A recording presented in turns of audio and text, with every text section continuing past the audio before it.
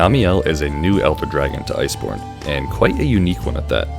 Able to utilize both water as well as lightning, this dual element dragon is a force to be reckoned with.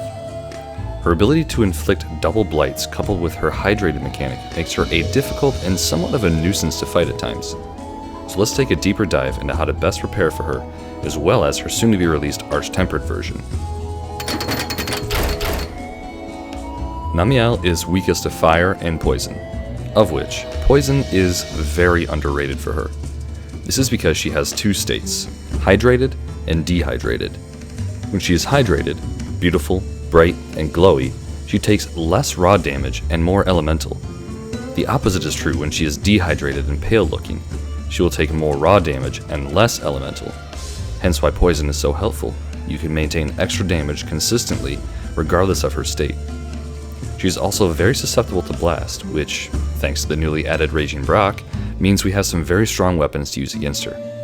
You can break her whiskers, front claws, wings, and cut her tail.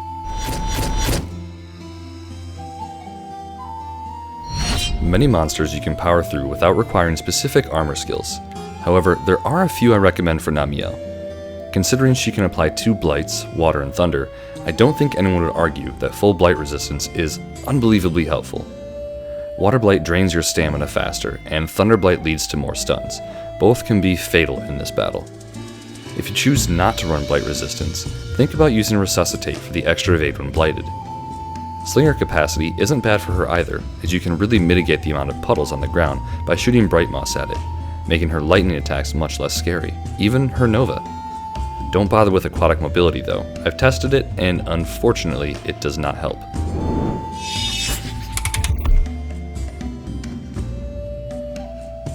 However, the waterproof mantle is absolutely essential for this fight, as it does negate her tides from moving you out of position and interrupting your attacks.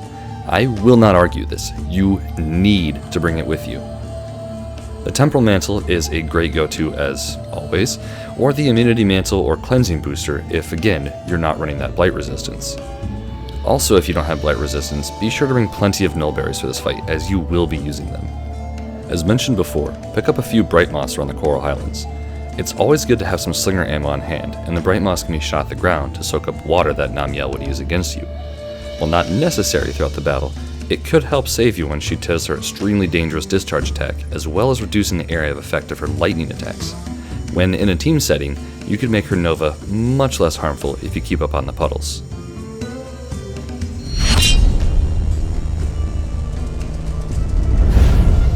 Where before I would go through every single attack that a monster did, I feel it's really only necessary to go over the strong attacks and the tricky ones. Claw swipes, frontal charges, and the like are pretty easy to learn and avoid, so we're just going to leave those out of here. One of Namielle's common attacks that can be a bit tricky is her side-swiping water beam. Of course, where you're at depends on how you avoid this, but I recommend rolling towards her face and follow the beam's direction. She actually shoots the beam at an increasingly upward angle, meaning you can avoid getting hit by being closer to the source. Secondly, her extremely annoying side-to-side beam.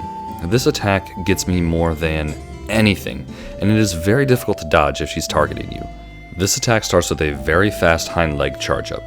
If you're near or at mid-range to her, you're going to want to roll to the opposite side she starts the beam on. Even though the beam transfers from side to side, the distance on the non-starting side is significantly less than the other. Also try to roll towards her a little bit if you can. If you're far from her, you're most likely getting hit as the beam drops down and becomes a horizontal swipe, leading up into the direction she started at. Your best chance for survival is to roll away and actually to the starting side, as the beam will travel up and dissipate at range.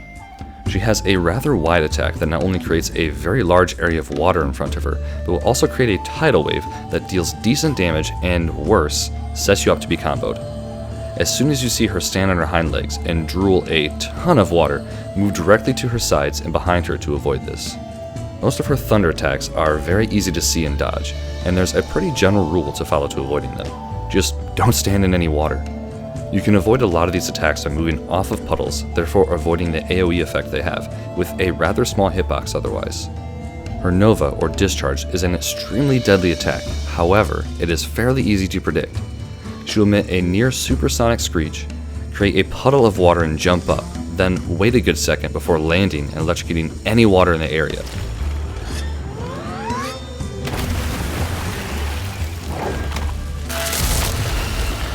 As soon as you recognize this, find yourself a patch without water, or make a dry patch with some bright moss.